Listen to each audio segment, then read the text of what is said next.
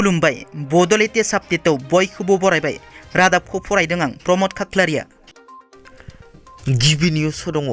MLA उखिल गगैखौ फिन आसाम आयेन आफादनि सदननिफ्राय सासपेन्ड खालामदों। मार्शेल लगायनानै फिन बिधान सभानिफ्राय एमएलए उखिल गगैआ होखारजादों। 5 साननि थाखाय खुंजानाय बिधान सभायाव थामथि खेबनि थाखाय सासपेन्ड खालामजायो एमएलए उखिल गगैआ।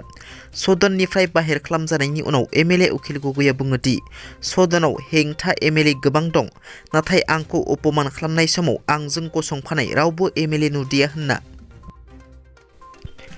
गुवाहाटीनि हेंग्राबारियाव गंसे बर' नखराव गिख्रंथाव अर खामनाय जाथाय। अर खामनायजों न' बांसेयाव हांगार जायो।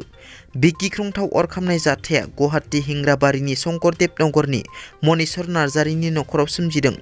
सुलुङाव फोरमायनाय बादिब्ला मन्दिराव आलारि बाथि फोजोंनायाव बे अर खामनाय जाथाया सोमजियो। अरा सिलिन्डाराव नांनानै सिलिन्डारा बेरफ्रुनायाव अर खामनाया गिख्रंथाव महर लायो।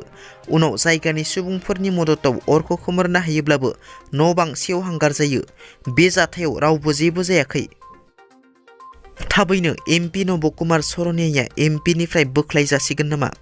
क'क्राझार लकसभा बियाबनि एमपि नब कुमार सरनियानि एसटि सार्टिफिकेटखौ नायबिजिरनो थाखाय बिथोन होदों गुवाहाटी गोजौ बिजिरसालिया। एमपि नब कुमार सरनिया ट्राइबेल नंमारगौना नंमारा हादरसा खोलोबनि स्क्रुटिनि कमिटिखौ आनजाद खालामनो थाखाय बिथोन होदों गुवाहाटी गोजौ बिजिरसालिया। मख'नो गोनांदि मानगोनां जनकलाल बसुमतारी बिथाङा थांनाय 2019 मायथाइयाव मोनसे केस एबा चेलेन्ज खालामदोंमोन दि हिरा सरनियानि कास्ट सार्टिफिकेटआ बर' कसारी सरनिया कसारी नंखायना नंगौ बिनि सायाव। दा फ्राय 4 बोसोरनि उनाव गोजौ बिजिरसालिया बिथांनि केसखौ एबा नब सरनियानि एसटि सार्टिफिकेटखौ नायबिजिरनो थाखाय बिथोन होदों। रायखांनो गोनांदि नब कुमार सरनिया लकसभा बिसायख'थिनि एफिडेभिटआव एसटि फोरमानलाइखौ जमा होदोंमोन। बर' आइजोखौ डेट एक्सपायरि जानाय बिजि थुनायनि गिख्रंथाव थासारि क'क्राझार आरएनबि सिभिल हस्पिटालाव। मिथिनो मोननाय बादिब्ला क'क्राझार सेरफांगुरि हेल्थ बाजारनि थागिबि गितारानी बसुमतारी मुंनि सासे केन्सार बेरामिखौ आरएनबि सिभिल हस्पिटालाव थांनाय नभेम्बर दानावनो डेट एक्सपायरि जानाय सेलेन थुनायनि गिख्रंथाव थासारि सोमजियो। बे जाथायखौ खौरां मोननायनि उनाव बिटिआरनि मावफुं सोद्रोमा अरुप कुमार दे बिथाङा देहा फाहामसालियाव नुजाथि हैनानै खौरां लाहैयो। मावफुं सोद्रोमा अरुप कुमार दे बिथाङा खौरां लाहैनानै थाबैनो क'क्राझार आरएनबि सिभिल हस्पिटालनि अबहेला खालामग्रा डक्टरफोरखौ सासपेन्ड खालामगोन होनना गोख्रों हुमखि होयो। लोगोसे इएम बिथाङा क'क्राझार आरएनबि सिभिल हस्पिटालनि फिमेल वार्डनि नार्सिं इनचार्ज दुलु ब्रह्मखौ 6 दान साख्रिनिफ्राय बोख्लायो। आसामनि सनितपुर जिल्लायाव गिख्रंथाव जाब्रबथायजों सासे बर' लाइमोननि जिउ खहा जायो।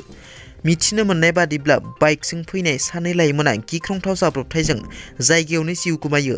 बे जाब्रबथायाव जिउ गोमानाय 2 लाइमोनखौ जोंसार सरगयारि आरो फारदांबारि होननानै सिनायथिनाय जादों। बाइक सालायगिरिया कन्ट्रल खोमानायनि जाउनाव बे जाब्रबथाया जायो आरो जायगायावनो 2 लाइमोननि जिउ खहा जायो होनना मिथिनो मोननाय जादों। रिपर्टनि बादिब्ला बिसोर जिउ गोमानाय 2 लाइमोना गंसे बाइकखौ फालुकपुं फारसेनिफ्राय फैबाय थानाय समावनो बे जाथाया जायो। बे जाथायनि उनाव पुलिसा जाथाय थिलियाव नुजाथि फैनानै गोथै देहाखौ बोखाङो। बड'लेण्ड इउनिभार्सिटिनि मुंखौ सोलायनानै क'क्राझार इउनिभार्सिटि खालामनांगौ बे दाबिखौ खालामदों इन्टारनेशनेल कच राजबंसि आफादनि आफादगिरि भद्रेश्वर बर्मन बिथाङा। जुदि सरकारा दान मोनसे एबा मोननैनि गेजेराव बे खामानिखौ मावफुङाब्ला हादरनि सुप्रिम कर्टआव बिटिआरनि हेंथायै केस फाइल होनाय जागोन। बड'लेण्डखौ होनायानो जायाखै। जुदि बड'लेण्डखौनो होआखै बड'लेण्ड इउनिभार्सिटि माबोरै जानो हागोन? क'क्राझार इउनिभार्सिटि जानांगौ। मानोना गुवाहाटीआव गुवाहाटी इउनिभार्सिटि दङ आरो डिब्रुगड़आव डिब्रुगड़ इउनिभार्सिटि दङ होनना। गुवाहाटी गोजौ बिजिरसालिया एमपि नब कुमार सरनियानि एसटि सार्टिफिकेटखौ नायबिजिरनो बिथोन होनायनि उनाव क'क्राझाराव बड'लेण्ड जनजाति सुरक्षा मन्चनि खौरांगिरि मेल। बिनि गुबै दायनिगिरिया आदित्य खाख्लारि।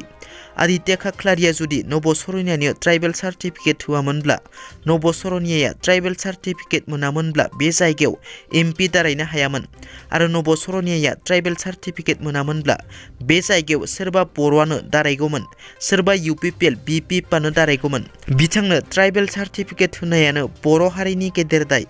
बेबादि जाथि बिरोधिखौ सिनायना लानांगौ बर' हारिया। आदित्य खाख्लारियाल' नङा, ट्राइबेल सार्टिफिकेट होनायाव प्रमद बर'मोनाबो आखाइ दं। प्रमद बर'मोना ट्राइबेल सार्टिफिकेट होनो थाखाय ट्राइबेल संघखौ थिनदों। प्रमद बर'मोना ट्राइबेल सार्टिफिकेट होनो थिनामोनब्ला ट्राइबेल संघआबो होआमोन।